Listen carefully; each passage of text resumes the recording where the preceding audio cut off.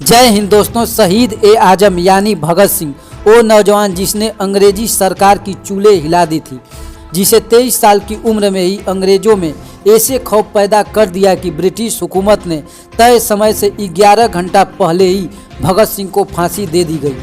28 सितंबर 1907 में जन्मे भगत सिंह ने महज 23 साल की उम्र में ही फांसी के फंदे को चूम लिया और देश के लिए अपनी जान तक देने से पीछे नहीं हटे।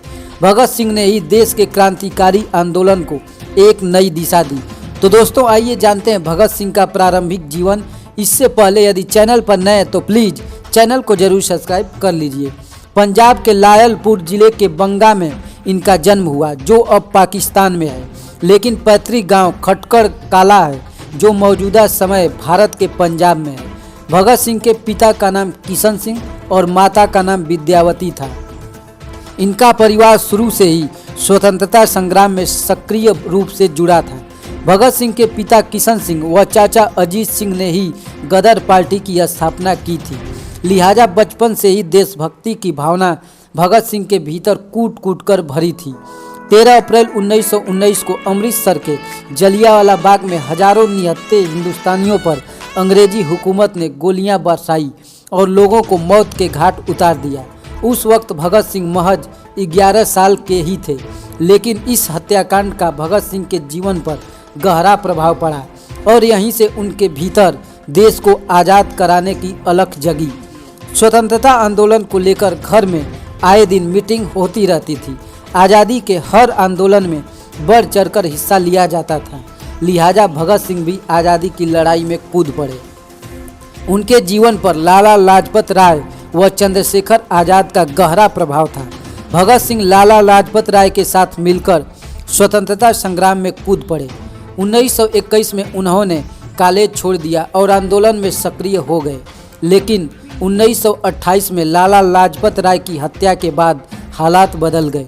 भगत सिंह पूरी तरह से क्रांतिकारी बन गए और उनकी जिंदगी का एक ही लक्ष्य बचा, लाला लाजपत राय की हत्या का बदला और देश की आज़ादी। भगत सिंह ने लाला लाजपत राय की मौत का बदला लेने के लिए ब्रिटिश अधिकारी स्कॉट, जो उनकी मौत का जिम्मेदार था, उसे मारने का संकल्प लिया, लेकिन अनजाने में उन्होंने अंग्रेज अधिकारी सैंडर्स को स्कॉट समझकर मार गिराया। तब अंग्रेजों की पकड़ से बचकर भगत सिंह लाहौर चले गए, लेकिन इसके बाद ब्रिटिश सरकार ने अधिक दमनकारी नीतियों का प्रयोग करना शुरू कर दिया। डिफेंस ऑफ इंडिया एक्ट के तहत अब पुलिस संदिग्ध गतिविधियों से संबंधित जुलूस को रोककर लोगों को गिरफ्तार कर सकती थी।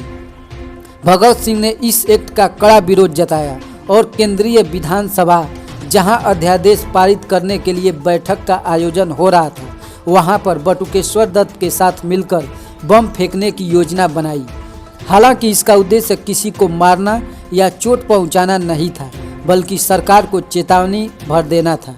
8 अप्रैल 1929 को भगत सिंह और बटुकेश्वर दत्त ने अपनी योजना को अंजाम दिया, लेकिन घटना स्थल से भागे नहीं, बल्कि जानबूझकर गिरफ्तारी दे दी।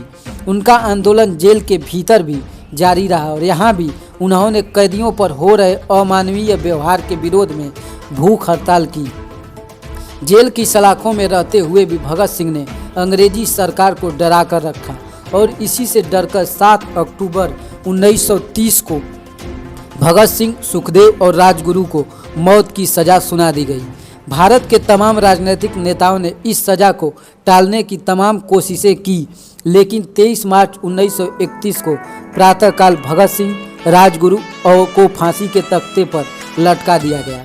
भगत सिंह ने एक शब्द कहा था कि अंग्रेज़ों के लिए मेरी जिंदगी से कई ज़्यादा खतरनाक मेरी मृत्यु सिद्ध होगी।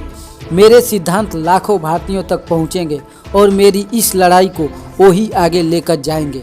देश में क्रांति के लिए मैं अपनी फांसी का इंतजार करूंगा। मैं उस दिन का इंतजार करूंगा जब मुझे फांसी पर झूलता देखकर मेरे भाई बहनों में अंग्रेज़ों के विनाश का संकल्प और कठोर होगा। उन्होंने अपने अंतिम दिनों में अपनी माँ को खत लिखकर कहा था कि माँ रोना मत, अंग्रेज़ों को भारत से भगाने के लिए मैं यहीं 1 वर्ष के भीतर ही पुनर्जन्म लूँगा। और उनकी माँ यह खत पढ़कर रोने लगी।